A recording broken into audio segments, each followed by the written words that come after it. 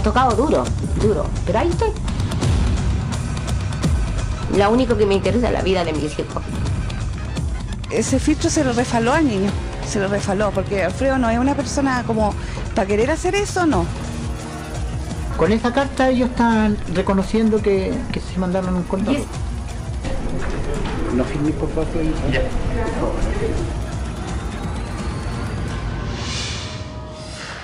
Luis Pinilla, de tan solo 14 años, fue declarado clínicamente muerto y despertó en la morgue sin poder moverse. Aquel 2 de julio de 2002 comenzaba esta verdadera pesadilla. Y estábamos lo mejor, yo cocinando, haciendo aseo, y aquí justamente en este comedor había una alfombra con juguetes y entre los juguetes había una correa. Y yo siempre digo, este chancho quiso hacer una travesura o creyéndose de esos trapecistas, malabaristas. Colgó la correa se puede decir, en la percha de la escalera y jugar así como para venirse hacia el otro lado, pero en una no supo, no sé por qué estuvo su mente y se la puso en el cuello. Y yo justo había ido a comprar una bebida y cuando vuelvo no podía abrir la puerta, algo la trababa y era él que estaba colgando. Yo voy y lo descuelgo al tiro como pude y al tiro haciéndole maniobras de reanimación, la cual él respondió. Abrí la puerta y dije, alguien que me ayude, auxilio. Y entró una niña que se llama Bianca y ella me ayudó a seguir haciendo maniobras de reanimación mientras yo gritaba por ayuda para que mis vecinos vinieran a buscarme. No demoraron más de 5 minutos en llegar a la urgencia del Hospital Alberto Hurtado. Fue ingresado de inmediato, pero nunca nadie imaginaría lo que iba a suceder. Llegó a la urgencia, pero ahí, en ese lapso, cuando ellos tienen que hacerle verificar y comprobar si realmente está sin respiración, es donde está la falla, porque no le pusieron, no lo monitorearon, ni le hicieron el electroencefalograma, ni ninguna de esas cosas que realmente necesita una persona para declarar la fallecida. El director del hospital, doctor Ernesto Benque, explicaba en aquel entonces que el niño había llegado al establecimiento con paro cardiorrespiratorio. Se realizaron todas las maniobras de reanimación, pero hubo elementos que no fue posible pesquisar. Hubo 40 minutos de maniobra de reanimación, las cuales no fueron exitosas, y al no ser exitosas fue que se abandonaron, que es lo que usualmente se hace en estos casos. Dentro de la urgencia cometieron tantos errores que a Luis lo dieron por fallecido y lo taparon con una sábana blanca en una camilla. Y de ahí inmediatamente ordenan hacer aseo, una limpieza en la sala de urgencia. Y hay una señora que está haciendo el aseo y ella va a observar a Luis que la sábana exhala, o sea, se infla y como que está respirando. Entonces ella, curiosamente, va a verlo y ve que el Alfredo se mueve debajo de esa sábana y que está respirando. Y le avisa a la enfermera que por favor lo vean de nuevo porque se está moviendo y está respirando. Y la enfermera le dijo, ¿sabe qué, señor? Usted no tiene nada que hacer aquí, solamente limítese a hacer su trabajo. Ya no había nada más que hacer. Los médicos aseguraban que el menor estaba clínicamente muerto. Sus padres no podían creerlo. Yo jamás, se lo juro por mi santa madre, que sentía a mi hijo fallecido. Nunca, nunca, nunca. Algo me decía que estaba en graves problemas, sí. Pero no fallecido, un despego así como angelical que hay con su hijo, nada. O sea, yo lo sentía vivo, pero sí en problemas. Ni siquiera me lo dejaron ver, pues sí, a eso voy yo. Hubo tantas cosas así como rarísimas que uno podría haberlo visto, aquella. Luis tenía que ser trasladado a la morgue, pero algo no andaba bien. Habían 3 carabineros de guardia en la urgencia y uno de ellos lo ve que está le toma pulso y tiene pulso, tiene temperatura, su bracito, tiene temperatura y tiene pulsaciones. Entonces avisa nuevamente y ahí la enfermera le dice que ellos son carabineros, mandan de la puerta para afuera y ahí no tienen nada que hacer porque son los médicos los que mandan adentro. Además de estos policías, habían otros testigos que aseguraban que Luis no estaba muerto. Un auxiliar de aseo, un paramédico y un guardia habrían visto y señalado a la enfermera de turno que la sabanilla que cubría el cuerpo se movía y que estaban seguros que estaba vivo. ¿Cuántas personas dijeron que mi hijo estaba con vida? Pero lamentablemente los médicos no lo reanimaron ni lo revisaron, y la enfermera menos. El carabinero iría más allá. Estaba convencido que el niño estaba con vida, por lo que insistió en que no se lo llevaran a la morgue hasta que viniera el médico. Pero nadie le hizo caso y Luis fue trasladado hasta la cámara frigorífica. Pero algo volvería a suceder. En el ascensor me di cuenta que se movía, se levantaba los hombros por la respiración. Yo quedé bastante sorprendido, pero seguí con el procedimiento y abrí la cámara de refrigeración. Una vez que el cuerpo estaba adentro de la cámara, yo la cerré con llave y salimos de la unidad. Después de un largo rato, funcionarios del hospital escucharon ruidos desde el interior de la cámara frigorífica.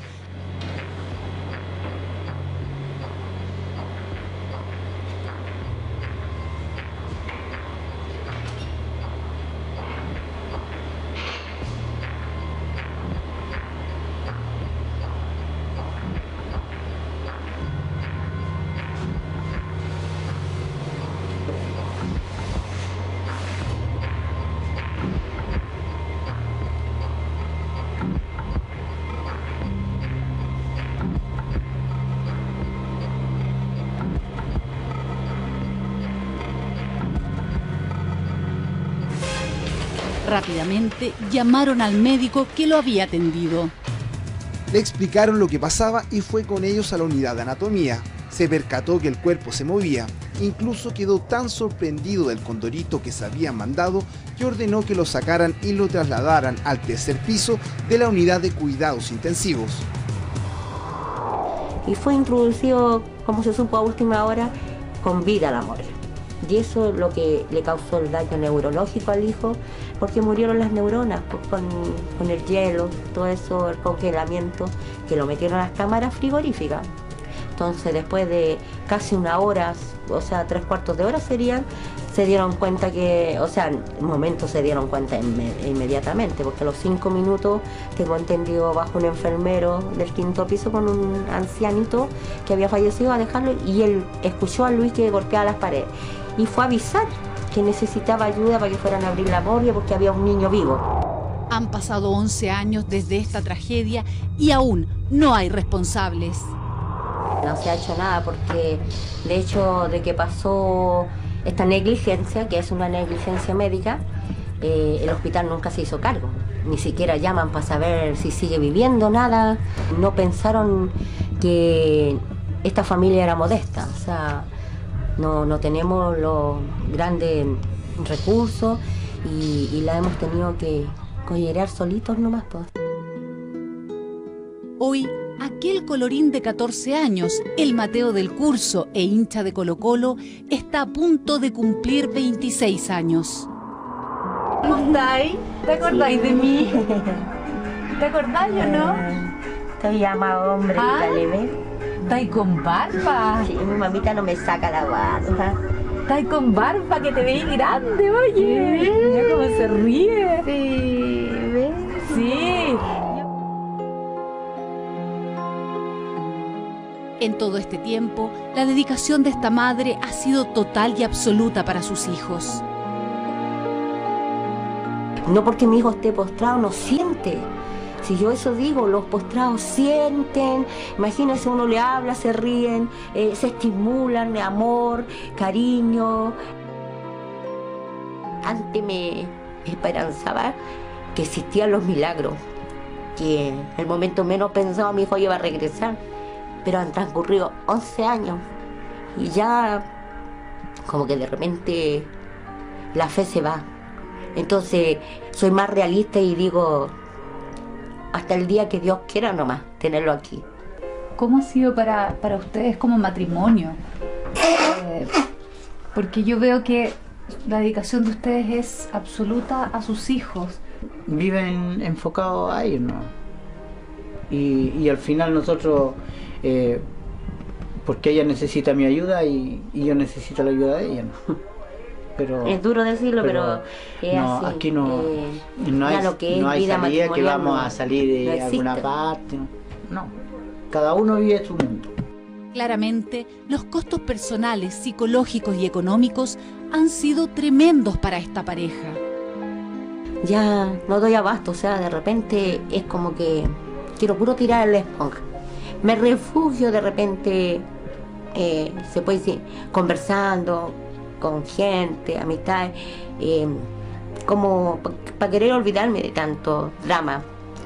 Pero yo digo, igual Dios está con uno, porque puedo llorar un día, pero tengo fuerza para 3, 6 meses más.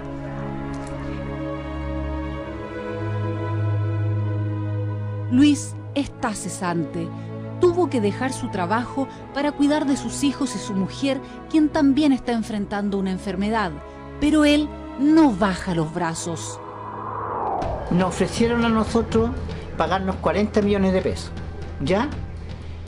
Entre los 7 médicos pagaban los 40 millones de pesos y ahí seguían con la atención de Luis de por vida en el hospital. Pero resulta que nosotros teníamos que quedarnos callados, o sea, nos iban a pagar nuestro silencio al final. Una supuesta transacción que estipulaba que estos padres declarasen que todo lo obrado por el personal médico del Hospital Padre Hurtado había sido adecuado y oportuno y que se desistían expresamente de cualquier acción legal contra los médicos comparecientes en el documento. Nosotros necesitábamos que se hiciera justicia, seguimos adelante y no aceptamos los 40 millones de pesos de ellos. Venimos llegando al Hospital Padre Hurtado, vamos a intentar conversar con el director del hospital, que es el mismo de aquella época, el doctor Ernesto Benque, para que nos pueda decir qué es lo que piensa él acerca de esto y principalmente qué piensa acerca de este documento que habrían firmado estos médicos pidiendo una transacción y pagar 40 millones para que esta familia no hablara nunca más del caso. Hola, está. Sí, sí está. Ya, fantástico. Saber si podemos conversar acerca del caso de Luis Pinilla, que en 2002 sufrió un... ¿No se puede referir usted al caso? Estamos en un juicio. Ya. Y, ¿le puedo hacer una sola consulta con respecto al caso?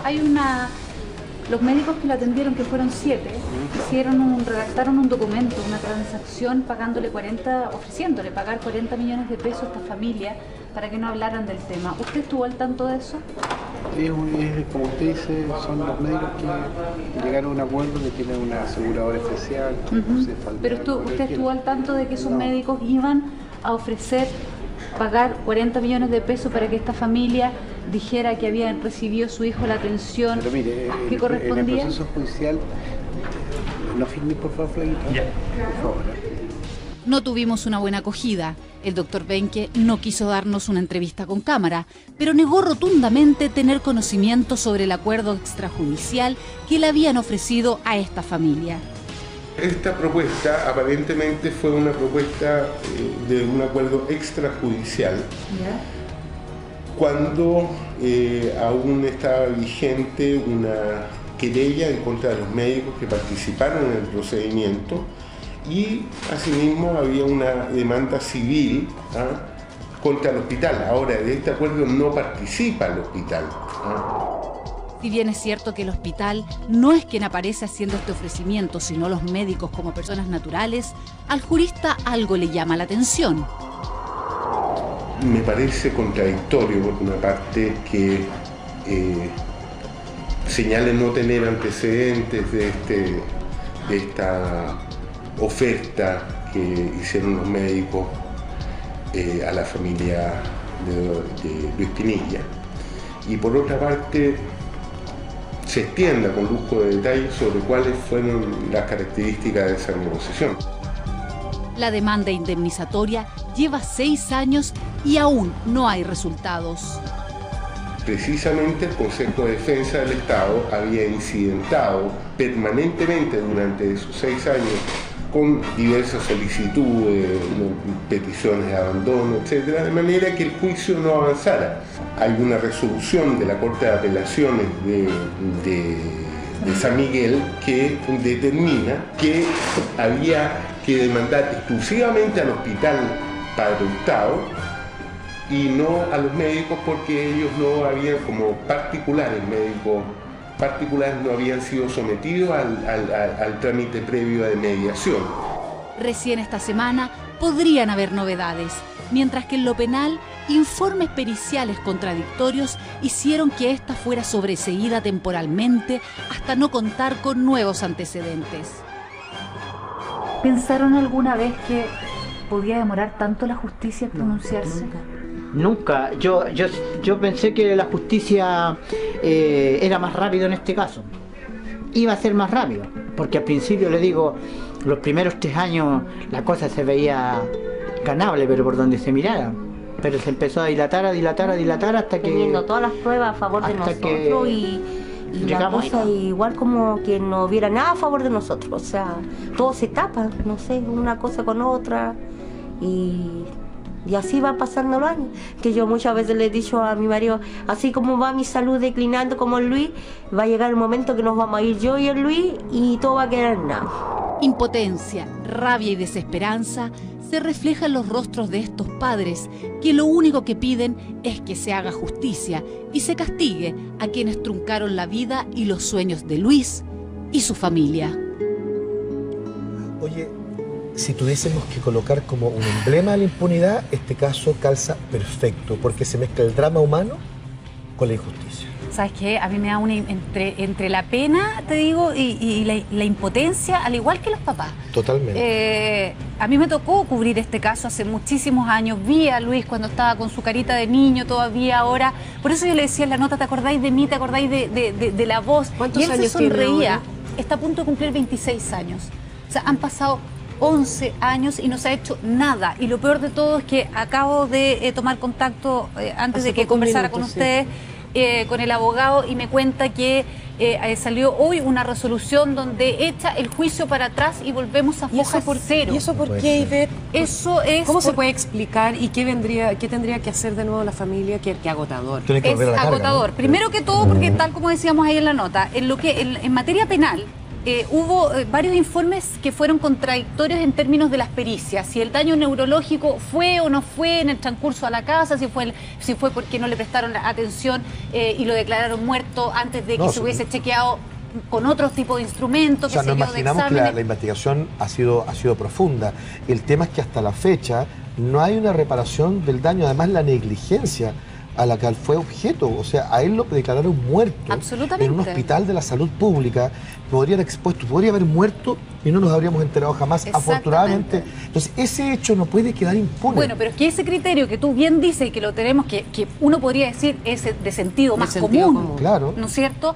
Lamentablemente, los jueces no lo tuvieron y declararon en lo penal, sobreseyeron la causa temporalmente, porque dicen, mire, hasta que no haya nuevos antecedentes. ¿De qué nuevos antecedentes vamos a hablar? ¿De qué más te vamos a inventar? O sea, ¿qué más voy a mostrar yo? Un tercer informe pericial que le piden a esta familia que no tiene dinero para hacer otro informe. A mí lo que me parece impresentable fue esta especie de coima. Absolutamente. Pero, o sea, increíble. Toma las 40 lucas, los 40 millones y quédate callado. ¿Qué es eso? Exactamente. O sea, además qué tentación para ellos, porque podrían haberlo hecho. Pero fíjate que por las necesidades que tienen, que ya las vamos ellos con un nivel además de valor y de dignidad tremendo, porque en el fondo dijeron, ¿saben qué? Nosotros no vamos a aceptar 40 millones de pesos de esta supuesta transacción que le habrían de ofrecido. De los 7 médicos que estaban... Exactamente. Ellos dicen, no. Supuesta no, si está en un papel. O sea, sí, pero no está firmada.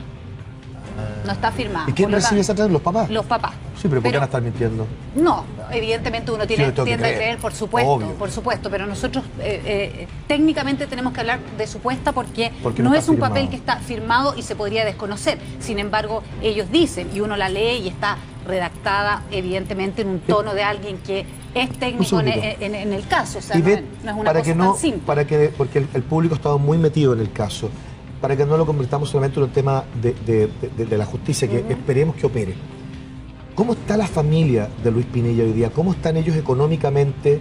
sabemos que tremendamente golpeado y en un vía crucis que ha durado 11 años. ¿Cuál es la situación de ellos? Mira, la situación de ellos, debo ser súper honesta y les pido disculpas a José y a Jacqueline de alguna manera que lo cuente tan así abiertamente, Alfredo. aunque ellos, de José, es que es José Sí. Alfredo, Ah, de que lo cuente tan abiertamente, aunque ellos me autorizaron, pero yo quiero decir, ellos están pasando por un momento económico súper duro. Primero que todo porque Jacqueline ha estado muy enferma, muy complicada además en un tema de salud por todo el estrés y la depresión Me imagino. que les ha significado esto. ¿Y Los costos como matrimonio, ellos mismos me decían, nosotros hoy día nos acompañamos porque yo no puedo dejarla con los niños enfermos, yo no lo puedo, yo a él tampoco, o sea, como que se necesitan. O sea, hay una situación de contención pero que como es- matrimonio sí. ellos ya no Gianluca. están. ¿Me entendí? Gianluca. Económicamente él está cesante, él recibe los pololitos de, como él es mecánico en caja automática, de los pololitos de sus vecinos que saben que él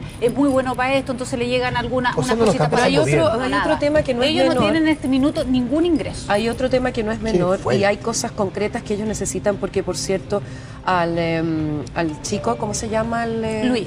A Luis, que está ahí postrado en la cama y que necesita todo tipo Atenciones. de atenciones y cosas concretas, por ejemplo, desinfectante, algodón, emulsionados, gasas. Mira las cosas básicas que necesita. No, pero Pañales, léanos todas, mira. pañales, En eso pañales de estoy. adulto. Guantes, colonia de fricción, tela adhesiva, Oral gel bucal.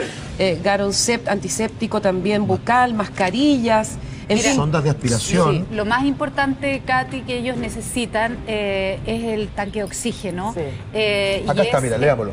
Un tanque de oxígeno, Sí. una máquina de aspiración. Eso, Lucho, déjame explicarlo, y eso es vital.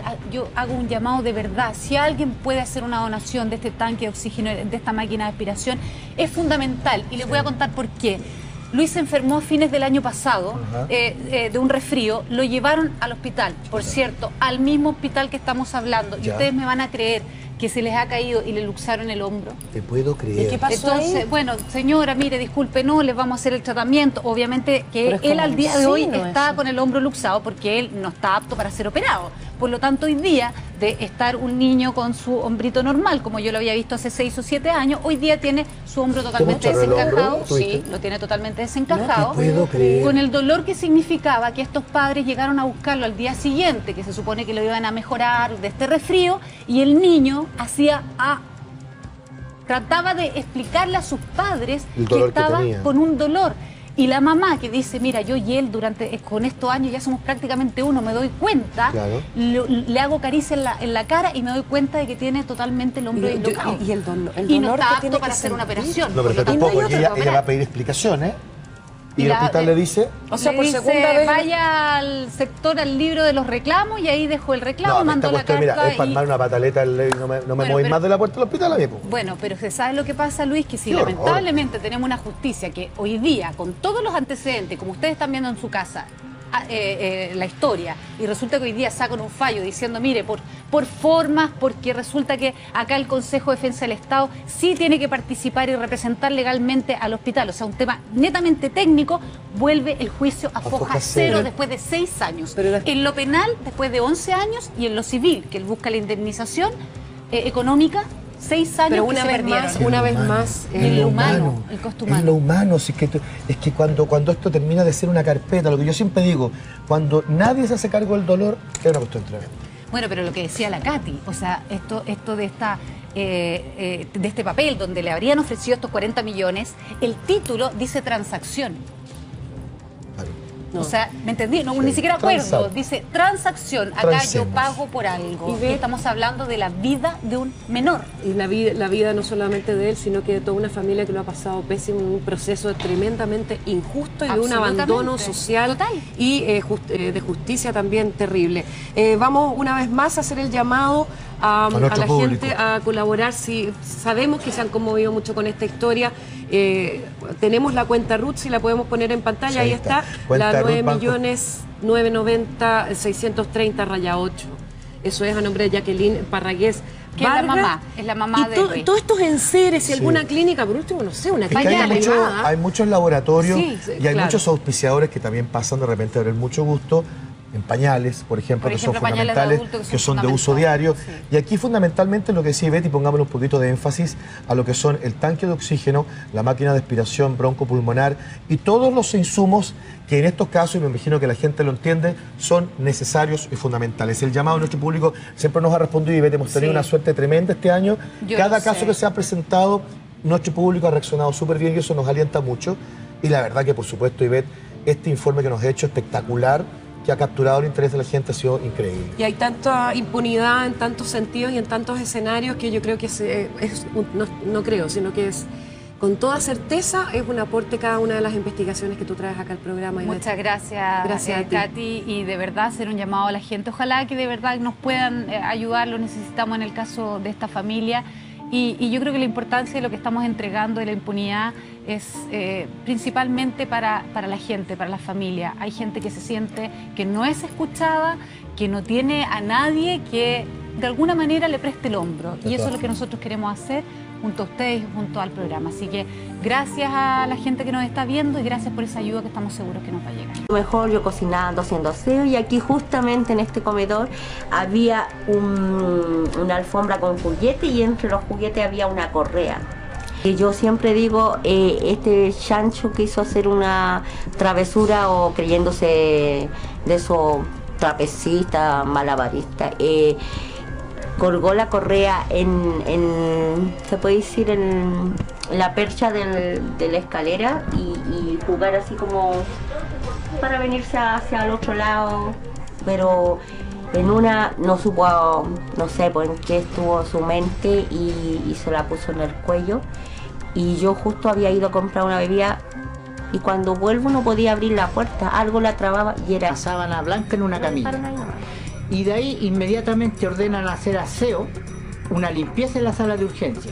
Y hay una señora que está haciendo el aseo y ella va a observar a Luis que la sábana exhala, o sea, se infla y como que está respirando. Entonces ella curiosamente va a verlo y ve que el Alfredo se mueve debajo de esa sábana y que está respirando. Y le avisa a la enfermera que por favor lo vean de nuevo porque se está moviendo y está respirando. Y la enfermera le dijo, ¿sabe qué, señor? Usted no tiene nada que hacer aquí, solamente limítese a hacer su trabajo. Ya no había nada más que hacer. Los médicos aseguraban que el menor estaba clínicamente muerto. Sus padres no podían creerlo. A él que estaba colgando. Yo voy y lo descuelgo al tiro, como pude, y al tiro haciéndole maniobras de reanimación, la cual él respondió. Abrí la puerta y dije, alguien que me ayude, auxilio. Y entró una niña que se llama Bianca y ella me ayudó a seguir haciendo maniobras de reanimación mientras yo gritaba por ayuda para que mis vecinos vinieran a buscarme. No demoraron más de 5 minutos en llegar a la urgencia del Hospital Alberto Hurtado. Fue ingresado de inmediato, pero nunca nadie imaginaría lo que iba a suceder. Llegó a la urgencia, pero ahí, en ese lapso, cuando ellos tienen que hacerle... Me ha tocado duro, pero ahí estoy. Lo único que me interesa es la vida de mis hijos. Ese filtro se lo refaló al niño, se lo refaló, porque Alfredo no es una persona como para querer hacer eso, no. Con esa carta ellos están reconociendo que se mandaron un condón. No firmes, por favor. Ya.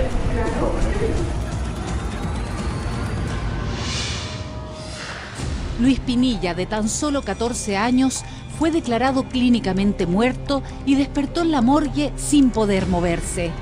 Aquel 2 de julio de 2002 comenzaba esta verdadera pesadilla.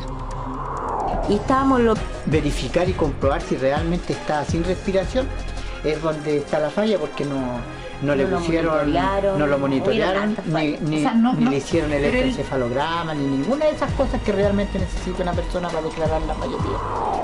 El director del hospital, doctor Ernesto Benque, explicaba en aquel entonces que el niño había llegado al establecimiento con paro cardiorrespiratorio.